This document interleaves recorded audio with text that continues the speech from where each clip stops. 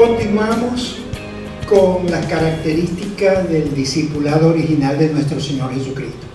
El primer aspecto que tratamos fue el ejemplo de Jesús relativo al carácter, lo que tenía que ver también con el ejemplo en el servicio, con el amor a los perdidos y el amor al pueblo de Él, a los discípulos, a los santos. Y continuamos con las instrucciones sobre el trabajo que realizarían, la estructura del modelo del discipulado. Esto tiene que ver, en primer aspecto, en Mateo capítulo 10, 5 al 15. Dice: a estos dos envió Jesús y les dio instrucciones diciendo: por camino de gentiles no vayáis, y en ciudades samaritanos no entréis, sino id a las ovejas perdidas de la casa de Israel, y yendo predicad diciendo: el reino de los cielos se ha acercado, sanad enfermos, resucitad muertos, echad fuera demonios, de gracia recibiste, da de gracia.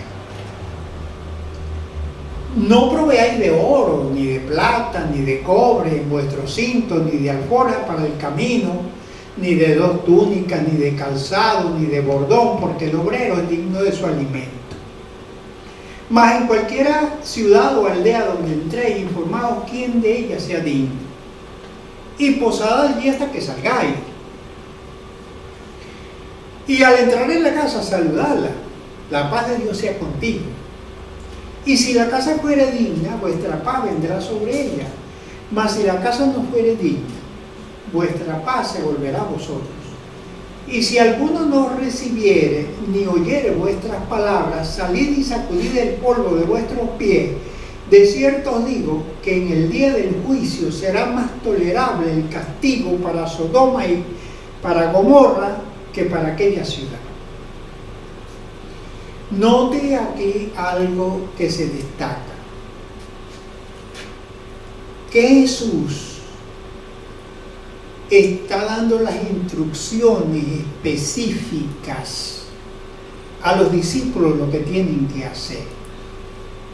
Una cosa que debería ser muy importante en los centros de educación teológica, los talleres, los seminarios, todo lo que tiene que ver con la formación de los creyentes, es que debe ser un instructivo para la acción, para el trabajo. Pablo también dijo a los hermanos de Éfeso en el capítulo 4, versículo 12, a fin de perfeccionar a los santos para la obra del ministerio. El discipulado da instrucciones específicas para la acción. Es un trabajo que se ejecuta, pero que está bien instruido. Eso hizo Jesús. Juntamente con esas instrucciones que dio a sus discípulos, también le delegó responsabilidades. En Marcos 6, versículo 7, dice: después llamó Jesús a los 12 y comenzó a enviarlos de dos en dos, y les dio autoridad sobre los espíritus inmundos. Después de estas cosas designó, en Lucas 10, 1, después de estas cosas designó el Señor también a otros 70, a quienes envió de dos en dos delante de él a toda ciudad y lugar donde él había de ir. Y les decía: la mies a la verdad es mucha, mas los obreros poco. Por tanto, rogad al Señor de la mies que envíe obreros a su mies. Fíjense que tradicionalmente la mayoría de las iglesias, y de esa yo no he escapado casi durante toda mi vida, lanzamos una predicación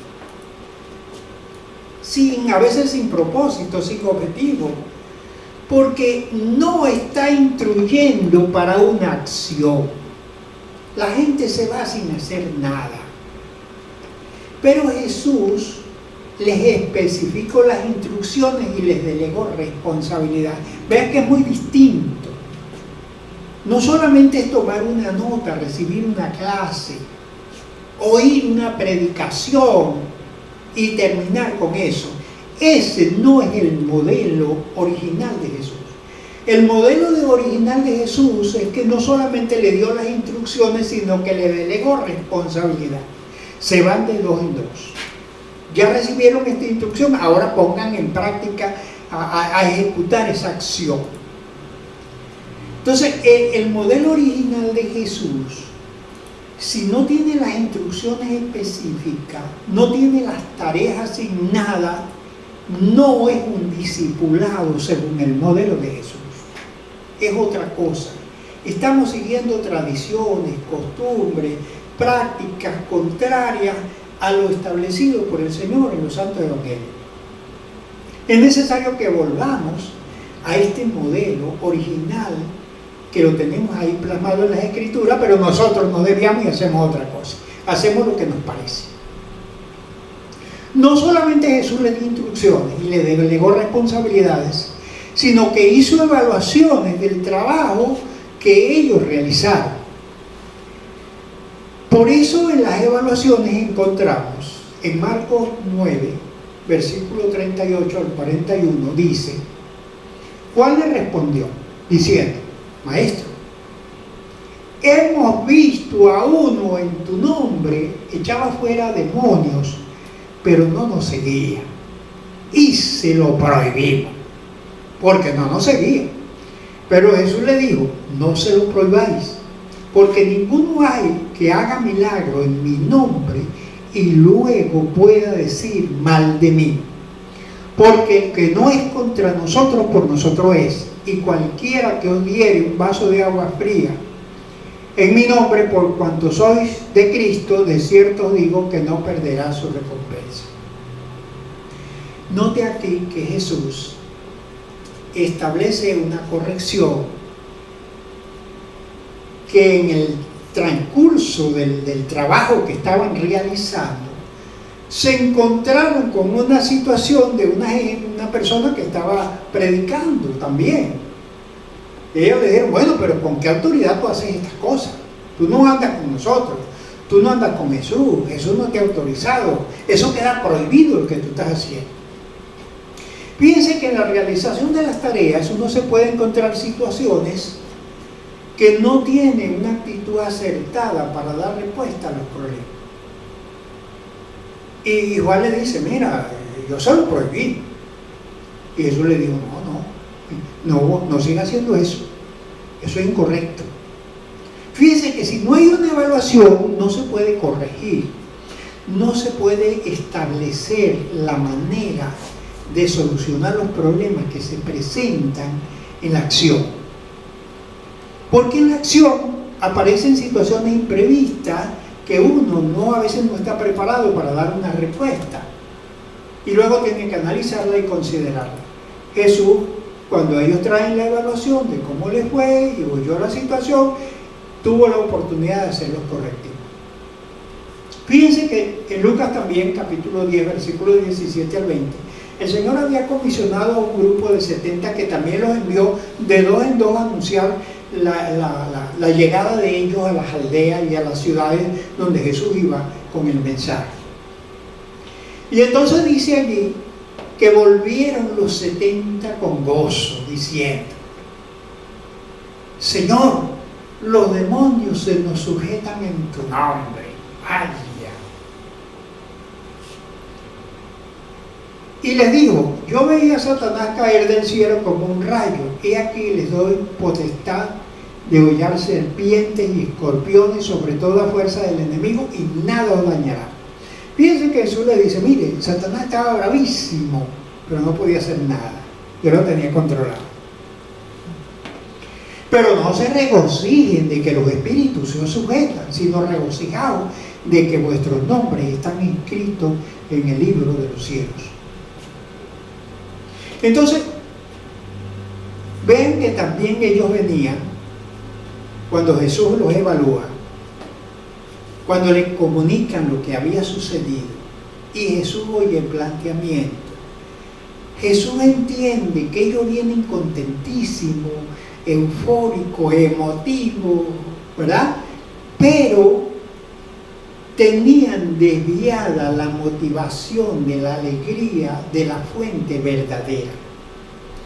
Ellos estaban regocijando por el poder que fluía a través de ellos, en la gracia que Jesús les había dado.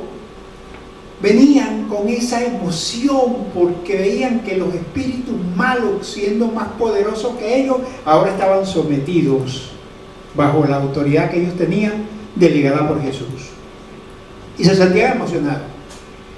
Y eso era el motivo de la alegría para ellos. Y Jesús les dice, mire, eso no debe ser motivo de alegría. La alegría verdadera debe ser que sus nombres están inscritos en el libro de la vida, en los cielos. Eso sí debe ser motivo de alegría. Porque estos demonios pasan y van al infierno y no debe ser motivo de alegría porque van a la destrucción. Pero en Cristo debe ser el motivo de alegrarse porque ustedes ya están inscritos para la felicidad eterna. Fíjense que con la evaluación se hizo el correctivo. Si no hay evaluación, si usted predica, si usted no delega responsabilidades, si nadie se compromete a nada, si no hay evaluación, si no tiene tarea, eso no funciona, eso no termina en nada. Por eso es que el predicador muchas veces pierde tiempo y la gente también pierde el tiempo y no logramos nada de manera informal, porque no estamos siguiendo el modelo correcto de Jesús.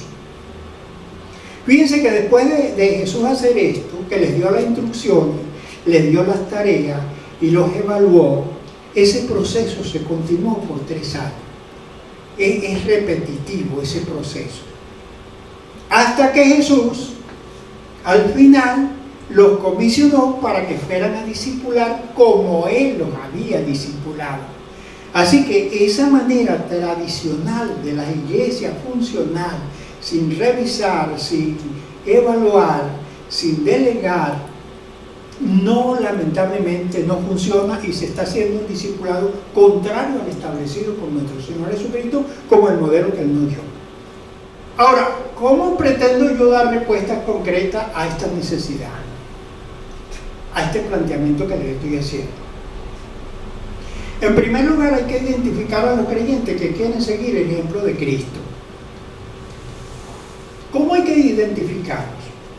Fíjense que Juan 10, 22 a 33 nos da una pista. Dice que se celebrase en Jerusalén la fiesta de la dedicación y era invierno.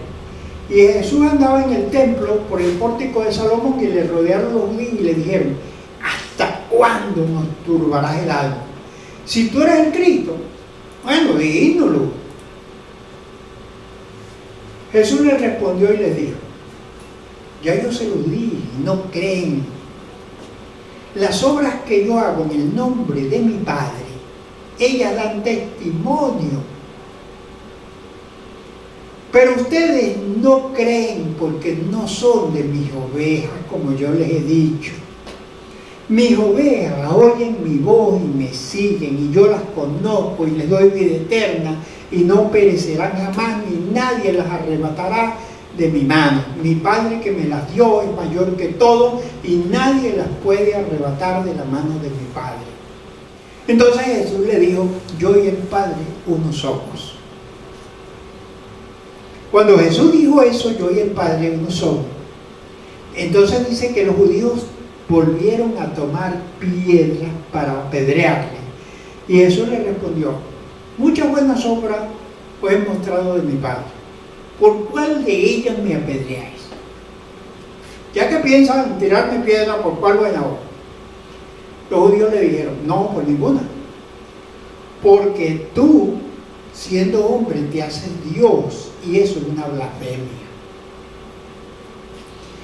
Fíjense también aquí una cosa sobresaliente, que los judíos en contra de, bueno, pero ¿hasta cuándo nos vas a entender así? Queremos saber si tú eres Dios verdadero. Y Jesús le dijo, bueno, pero yo se lo dije, pero no creen. Mis ovejas oyen mi voz y me siguen. Cuando hablamos de este modelo de discipulado, donde Jesús instruye, asigna tareas y evalúa, y se quiere aplicar el mismo procedimiento y modelo de Jesús, todo aquel que se niegue a esto es porque no reconoce a Jesús como Dios y va a terminar retirándose, contrariando, oponiéndose. Veamos otro ejemplo aquí en Juan 6, 57 al 71. Que Jesús dice: así como me envió el Padre viviente, y yo vivo por el Padre, de la misma manera en que me come, también vivirá por mí. Este es el pan que descendió del cielo, no como los padres que comieron y murieron. El que come este pan vivirá para siempre. Estas cosas dijo en la sinagoga cuando enseñaba en Capernaum. Entonces algunos al oírlo, muchos de sus discípulos dijeron: dura es esta palabra, ¿quién la puede oír? Sabiendo Jesús de sí mismo que sus discípulos murmuraban de esto, les dijo: esto escandaliza. Si vieres al Hijo del Hombre subir a donde estaba primero, el Espíritu es el que da vida, la carne para no la aprovecha. Lo que yo les he hablado son espíritu y son vida, pero hay entre vosotros algunos que no creen, pues desde el principio Jesús sabía quiénes eran los que no creían y quiénes le había de entregar. Y decía: por esta razón os he dicho que nadie puede venir a mí a menos que haya sido concedido por el Padre. Desde entonces, muchos de sus discípulos volvieron atrás y ya no andaban con él. Fíjense que no entendían el mensaje, no creían el mensaje. Jesús le dijo: mire, tienen que comerme, tienen que beber mi sangre, comer mi carne. Y ellos dijeron: está loco, no entendieron. En lugar de preguntar qué significa eso, Jesús todavía les dice: mire, estas palabras son vida, es un mensaje espiritual. Y yo dije: no, así no estamos de acuerdo. Cuando Jesús reta, exhorta a entenderle, a comprenderle y a hacer su voluntad, el que está discordante, en contra de esa voluntad, aunque antes había sido discípulo, cuando se le exige que se comporte, se retira, se aparta. Fíjense también que los discípulos allí también comenzaron a murmurar. Entonces Jesús le dijo: bueno, ¿y ustedes se quieren ir también? Simón Pedro le dijo: ¿quién iremos si tú tienes palabras de vida eterna? Pero fíjense que el grupo comenzó a ejercer una influencia poderosa sobre los discípulos, que también comenzaron a murmurar y decían: bueno, Jesús como que está volviendo loco también. Nosotros estamos aquí como discípulos. Pero Pedro le dice: no, un momento, tranquilo, hermanos, tranquilo. El único que tiene palabras de vida eterna es Jesús. Y si nos vamos de aquí, ¿a dónde vamos a ir? Sin embargo, Jesús le dijo: bueno, pero ya que están murmurando, y si se quieren ir como aquellos, váyanse también. Entonces fíjense que puede suceder que cuando se trata de exigir a los hermanos, darles la instrucción, que cumplan tareas, que se les haga la evaluación, que se les supervise el trabajo, muchos van a murmurar y se van a poner en contra y se van a ir. Pero hay que seguir con los que en realidad son de Cristo y los que van a hacer la voluntad del Señor. Como dijo Pedro: tú tienes palabras de vida eterna, tú eres Dios, nosotros te seguimos, nosotros nos quedamos contigo. Muchas cosas no entendemos, pero vamos adelante.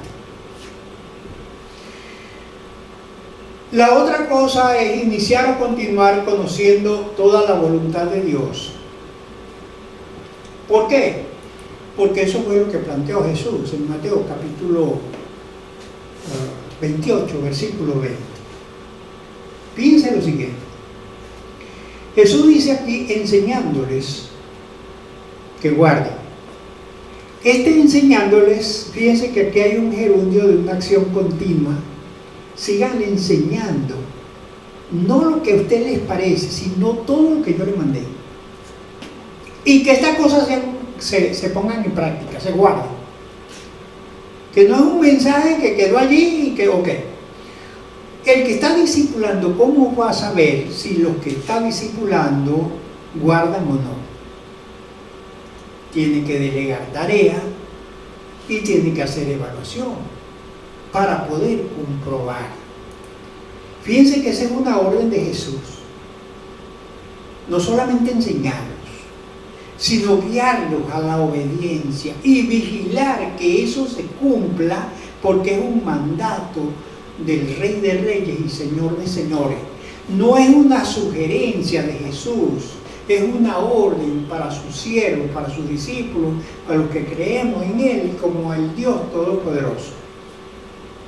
Y Él dice: yo voy a estar con ustedes y ustedes van a disfrutar de mi poder. Entonces, ¿cómo vamos a hacer eso? Fíjense que se ha considerado por muchos hermanos que han hecho investigación en iglesias en varios países, que muy pocos hermanos tienen interés en leer la Biblia. Muchos no la leen. Aquí en nuestra congregación decidimos seguir este modelo de Jesús.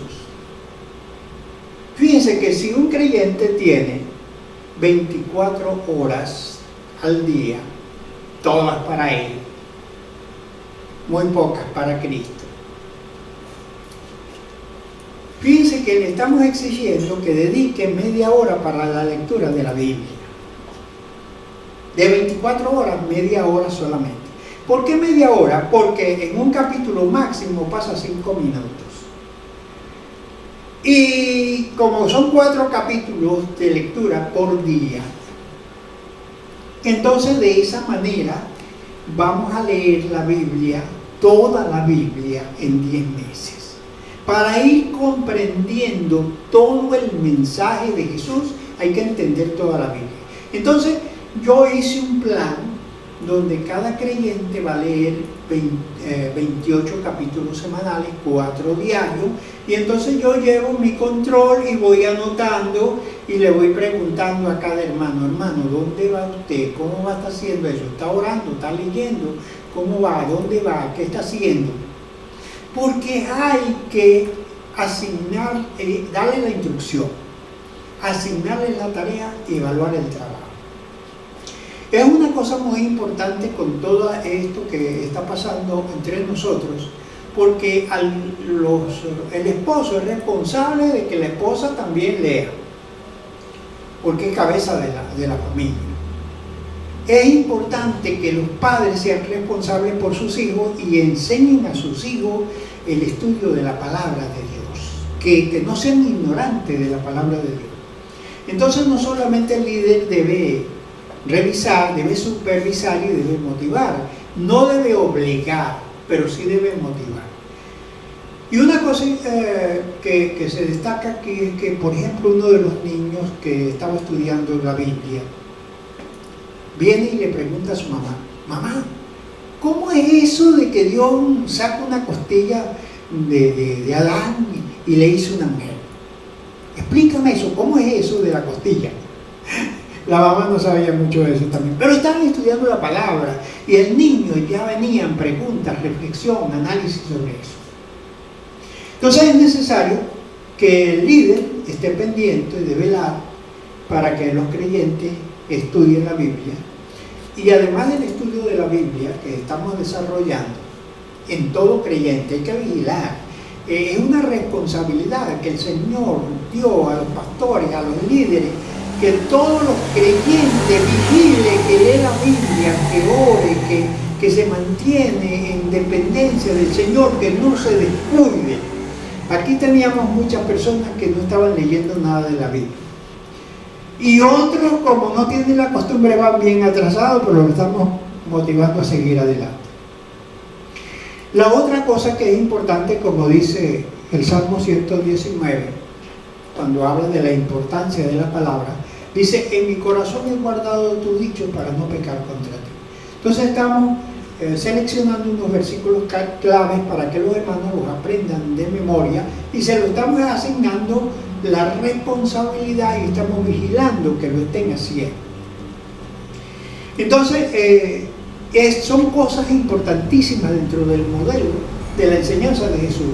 Fíjense que los discípulos como Mateo, como Juan, como Pedro, todos ellos que estuvieron con Jesús y oyeron de Jesús, aprendieron y luego escribieron esa experiencia que tuvieron con Jesús, porque la aprendieron.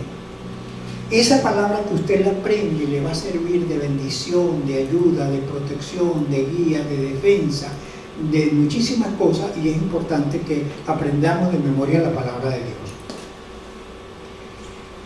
Y por último, a manera general, le vamos a estar dando un entrenamiento formal con un manual de discipulado, además del estudio de la Biblia diario. Un entrenamiento sobre el discipulado formal para que no solamente aprendan a consolidarse en la fe, a alcanzar a otros de manera efectiva, sino que también pueda discipularlos. Y este proceso de entrenamiento se va a estar desarrollando en los hermanos con este manual. Nadie va a ser obligado a nada, pero los que no demuestren interés y responsabilidad en la obra del Señor serán retirados del entrenamiento, porque sencillamente demostraron que pareciera que no son discípulos de Cristo y por eso no quieren seguir a Cristo como Cristo nos mostró el ejemplo. Deseamos que el Señor nos siga ayudando, esperamos oír de usted sugerencias, recomendaciones, pero estamos en el momento cosechando muy buenos resultados siguiendo este modelo original de Jesús. La honra, la gloria y la alabanza sean para Él siempre y la bendición para nosotros.